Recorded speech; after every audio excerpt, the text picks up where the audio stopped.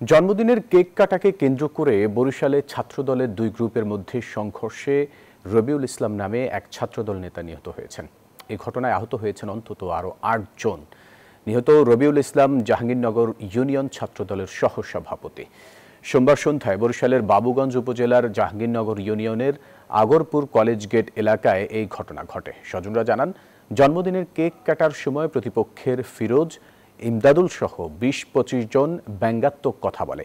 এ নিয়ে প্রথম দফায় দুই পক্ষের মধ্যে হাতাহাতি হয়। পরবর্তীতে ফিরোজ সহ অন্যরা সশস্ত্র অবস্থায় তাদের উপর হামলা চালালে রবিউল সহ মোট ৮ জন গুরুতর আহত হন। তাদের বরিশাল শেরেবাংলা মেডিকেল কলেজ হাসপাতালে নেওয়া হলে চিকিৎসক রবিউলকে মৃত ঘোষণা করেন। আজকে আমার বার্থডে উপলক্ষে আমার কিছু ভাই ব্রাদার ছিল, ছোট ভাই ব্রাদার আমার, ওরা ছিল রবিউল, যারা ওরা মাইরে ফেলাইছে।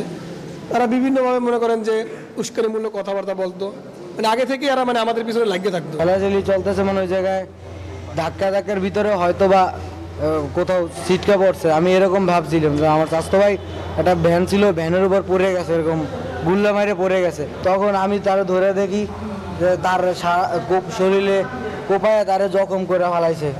তার শরীরে খুব বড় বড় আঘাত, তো রক্ত মাখা।